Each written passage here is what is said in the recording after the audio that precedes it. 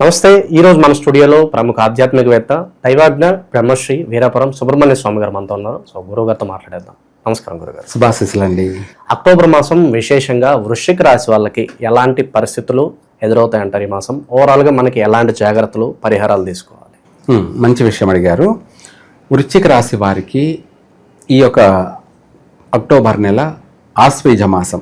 మామూలుగా ఈ యొక్క వృశ్చిక రాశి వారికి ఆశ్వేజ మాసం అనేది నెగటివ్ మాసం.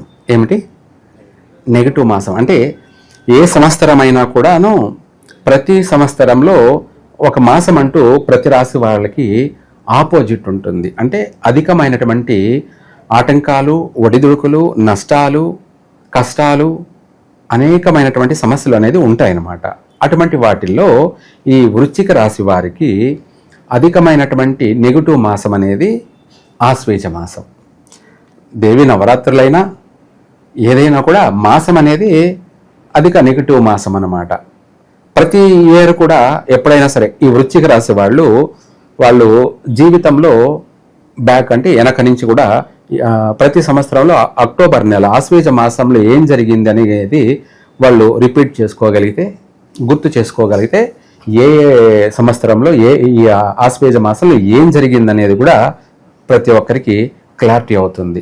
ఆ విధంగా ఇది బాగలేనప్పటికీ మామూలుగా గ్రహస్థితి రీత్యా వచ్చేటప్పటికి ఈ యొక్క ఆశ్వేజ మాసంలో ప్రథమార్థంలో అంటే అమావాస్య అయిపోయాక పౌర్ణమి వరకు కూడా పర్వాలేదు, బాగానే ఉంది.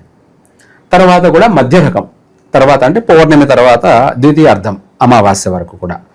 అయితే ఇక్కడ ఈ యొక్క గ్రహ సంచార ప్రభావాల వల్ల అనుకూలంగా ఉండడం వల్ల ఒక మాటలో చెప్పాలంటే పౌర్ణమి వరకు కూడా ఏ పని చేసినా కూడా 3 పువ్వులు 6 కాయలే.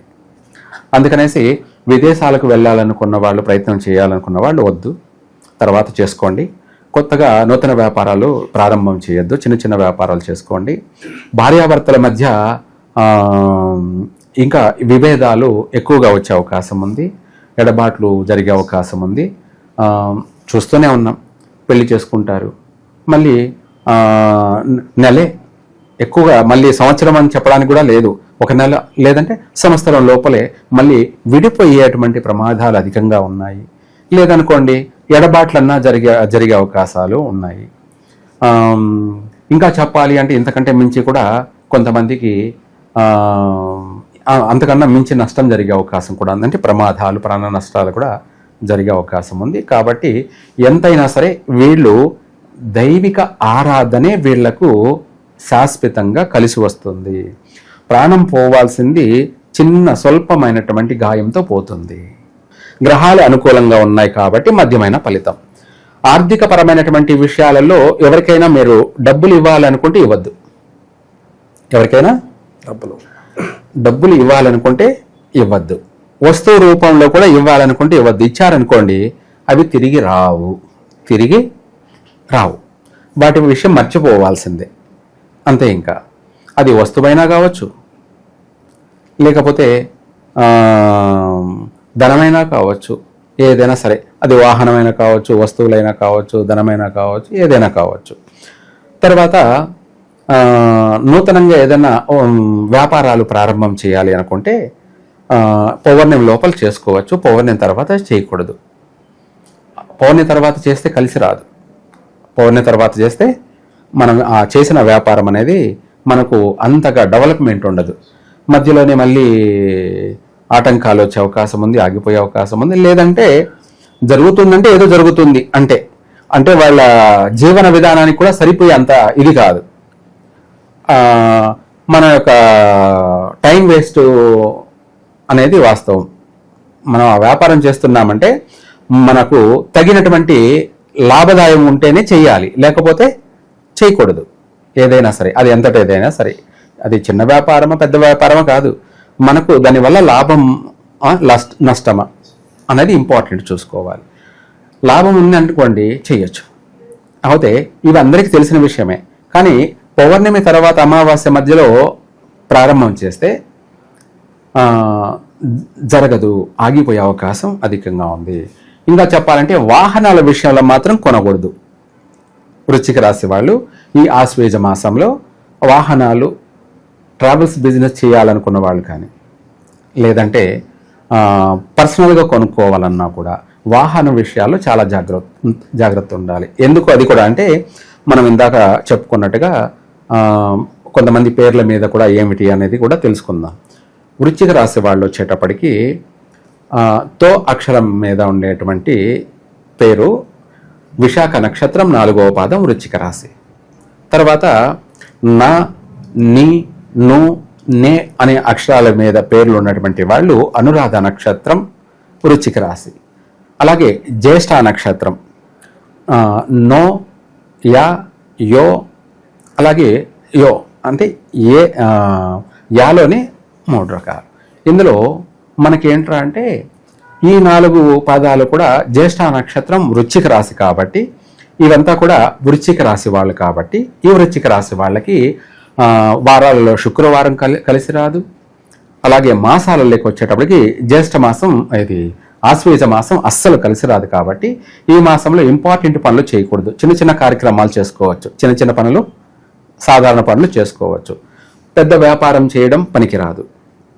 రెండవది వాహన విషయం ఇందాక అనుకుంటున్నాం కాబట్టి వాహన ప్రమాదాలు జరిగే అవకాశం ఉంది, వాహనాల వల్ల నష్టం జరిగే అవకాశం ఉంది. కాబట్టి పర్సనల్గా అయినా కూడా కొనకపోవడం మంచిది, లేదంటే వ్యాపారం చేసేందుకు అయినా సరే కొనకపోవడం ఇంకా మంచిది.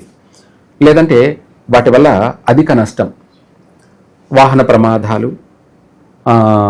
వాటి వల్ల మనకు ప్రమాదాలు కానీ ఇతరులకు ప్రమాదాలు కానీ, ధన నష్టము, ప్రాణ నష్టము, ఆరోగ్య నష్టము ఇవి అధికంగా ఉన్నాయి. అందుకనేసి వీటి జోలికి అస్సలు వెళ్ళొద్దు. తర్వాత పెద్ద పెద్ద బడ్జెట్లు పెట్టి వ్యాపారం చేయొద్దు. చిన్న చిన్న వ్యాపారాలు చేసుకోండి. ఎందుకంటే ఖాళీగా ఉండడం దేనికి, అందులోనూ మాసవారి ప్రకారంగా బాగానే ఉంది కాబట్టి పౌర్ణమి లోపల చిన్న చిన్న వ్యాపారాలు అయితే ప్రారంభం చేసుకోవచ్చు. అది కలిసి రాలేదనుకోండి, ఫ్యూచర్లో తీసేసినా నష్టం ఏం లేదు, ఎందుకంటే చిన్న వ్యాపారమే కాబట్టి. అలాగే భారీ బడ్జెట్ పెట్టి వ్యాపారం పెట్టి చేయడం, మళ్ళీ కొద్ది రోజులు జరిగి మళ్ళీ కొద్ది రోజులు జరగకపోవడం, ఆగిపోవడం వల్ల మనకు భారీ నష్టం జరిగే అవకాశం ఉంది.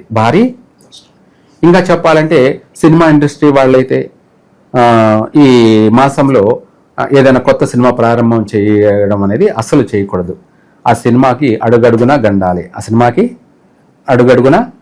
గండాలి. అది మధ్యలోనే పూర్తి అయ్యే అవకాశం ఉండదు, ఆగిపోయే అవకాశం ఉంది సినిమా. లేదా పూర్తి అయినా కూడా రిలీజ్ అయ్యే అవకాశం ఉండదు, ఆగిపోయే అవకాశం ఉంది. లేదో ఒకవేళ కష్టాలు ఎదుర్కొని ఏదో ఒక రకంగా సినిమాను రిలీజ్ చేసినా అది లాభాలు రావు, నష్టాలే మిగిలిస్తుంది. అంటే అలా వ్యాపారం అనే దాంట్లో ఇలా ఉంటాయి అన్నమాట. కాబట్టి జాగ్రత్త ఉండాలి. ఆరోగ్య విషయాల్లో మాత్రం చాలా జాగ్రత్త ఉండాలి. ఎవరు? వృశ్చిక రాశి వాళ్ళు. ఇది మనం తరచూ చెప్పుకుంటూనే వస్తున్నాము. కడుపుకు సంబంధించినటువంటి ఆపరేషన్లు జరిగే అవకాశాలు, పేగులకు సంబంధించి ఇబ్బందులు వచ్చే అవకాశాలు, ఇదే కాకుండా అండ అంటారనమాట, వాటికి సంబంధించినటువంటి ఇబ్బందులు ఎదురయ్యే అవకాశాలు, వీటితో పాటు శ్వాసకోశాలకు సంబంధించి, ఊపిరితిత్తులకు సంబంధించి, ఆస్మా అని కానీ ఇటువంటి ఆరోగ్య సమస్యలు అధికంగా ఉన్నాయి. తలకు సంబంధించి ఎక్కువగా ఇబ్బందులు వచ్చే అవకాశం ఉంది. హెడ్ ఏక్ అని కానీ, కంటికి సంబంధించి, తలకు సంబంధించి ఇటువంటి ఇబ్బందులు వచ్చే అవకాశము ఉంది. ఇవే కాకుండా ప్రమాదాలకు గురి అవకాశం ఉంది కాబట్టి జాగ్రత్త ఉండాలి. ఆ ప్రమాదాలు ఏంటి? కాళ్ళు చేతులకు సంబంధించి బోన్స్ బ్రేక్ అయ్యే అవకాశం, ఇరిగే అటువంటి అంతటి నష్టాలు ఉన్నాయి. కాబట్టి ప్రతి విషయంలో కూడా ఆచితూచి అడుగేయడం, నడుచుకోవడం ఎంతైనా సరే మంచిది. గురుగారు, ఈ అక్రమ సంబంధాలు ఏమన్నా బయటపడి వైవాహిక జీవితంలో ఏమన్నా ఇబ్బందికర పరిస్థితులు ఏర్పడే అవకాశాలు ఏమైనా ఉన్నాయా? అవి అన్ని రాశుల వారికి కూడా అధికంగా ఉన్నాయి. ఇవి ఈ సమస్యలు అధికమవుతున్నాయి. 100% ఇవన్నీ కూడా బయటపడేటివి. ఇది నిజం నిప్పు లాంటిది. అది ఎవరైనా సరే, ఎంతటి వారైనా సరే, ఎంత దాచాలన్నా అవి దాగవు. ఏదో ఒక రోజు ఒక్కసారిగా బాంబు బ్లాస్ట్ అయినట్టు అవుతూనే ఉంటాయి. అగ్నిపర్వతం పగిలినట్టుగానే ఉంటుందన్నమాట. అందులోనూ మరి ఈ వృశ్చిక రాశి వాళ్ళకి ఎక్కువగా ఉంటాయి. ఈ వృశ్చిక రాశి వాళ్ళకి ఇవి అధికంగా ఉంటాయి. ఎందుకంటే వృశ్చిక రాశి వాళ్ళు అయినప్పటికీ కూడా వాళ్ళు త్రాచు లెక్క నడుచుకోవాలి. త్రాచు అంటే కరెక్ట్గా నడుచుకోవాలి. వీళ్ళు చెడు వైపు మొగ్గు చూపారనుకోండి, వెంటనే సమాధానం చెప్పాల్సింది వస్తుంది.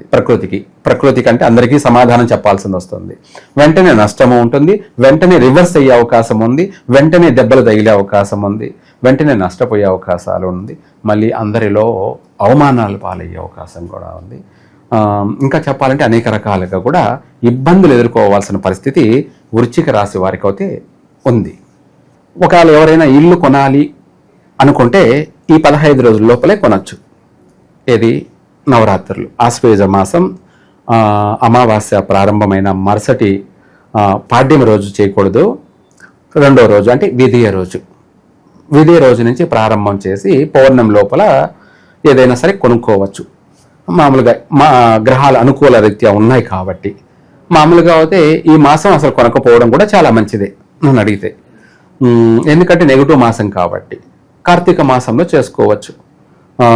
ప్రస్తుతం అయితే ఇల్లు అనేది జీవితకాలం ఉపయోగపడేటువంటిది, టెంపరవరీ కాకుండా మనం అందులో స్థిరపడాలి, బాగుండాలి కాబట్టి. సరే, ఏది ఏమైనప్పటికీ ఇటు మాసం అనేది మాసవారి ఫలితాల కింద బాగున్నప్పటికీ ఈ మాసం నెగిటివ్ మాసం కాబట్టి దీన్ని మధ్య రకంగా మనము పరిగణలోకి తీసుకుంటున్నాం. మధ్య రకమైనటువంటి ఫలితాలు అని అర్థం. వీళ్ళు అనుక్షణం రాత్రింబవళ్ళు కూడా దైవ దర్శనం, దైవారాధన, దైవ నామస్మరణ చేసుకుంటూనే వీళ్ళ కార్యక్రమాలు, వీళ్ళ పనులు చేసుకోవచ్చు. ఎందుకంటే ఆ చేసినటువంటి ఆ పూజా ఫలం అనేది మళ్ళీ వీళ్ళకు కలిసే వస్తూ ఉంటుంది.